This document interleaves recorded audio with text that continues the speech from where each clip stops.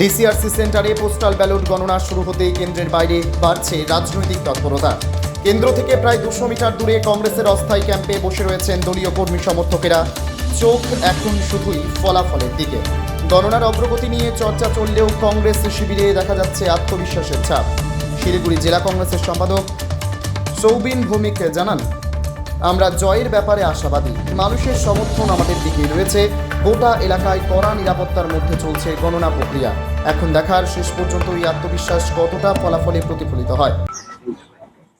জনগণ ভোট দিয়েছে, জনগণ পরিবর্তনের পক্ষে এবং আমরা আশাবাদী। দীর্ঘ 20 বছর পর কংগ্রেস প্রার্থী লড়াই করছে এবং আমার বিশ্বাস যে এই জেলার কংগ্রেস কর্মীদের, কংগ্রেস নেতৃত্বকে এই এলাকার মানুষ হতাশ করবে।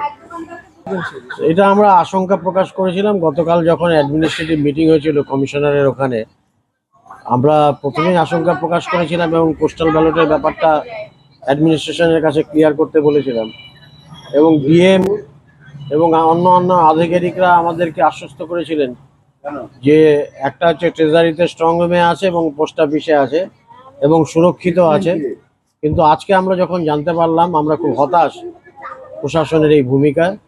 আমরা আশা করছি যে খুব শীঘ্রই এই সমস্যার সমাধান হবে। আশঙ্কা করছি আমরা, কারণ এই আশঙ্কা গতকাল আমরা আশঙ্কা প্রকাশ করেছিলাম অ্যাডমিনিস্ট্রেশনের মিটিংয়ে এবং সেটাই সত্য প্রমাণিত হলো। এরপরে আরও কত কি দেখার অপেক্ষায় আমরা বসে আছি সারাদিন। শিলিগুড়ি থেকে দেবাশিস দাসের রিপোর্ট, টাইমস 14 বাংলা। মুখের উজ্জ্বলতা হারিয়ে গেছে, স্পট পড়ে গেছে, ব্রণ ভর্তি, তাই আর দেরি না করে আজই আসুন রায়গঞ্জের চণ্ডীতলায় হেলথ প্লাস মাল্টি স্পেশালিটি ক্লিনিকে এবং এখানে পান অভিজ্ঞ ডাক্তার দ্বারা ফ্রি স্কিন টেস্ট। আরো বিস্তারিত জানতে যোগাযোগ করুন 9674895169 এই নম্বরে।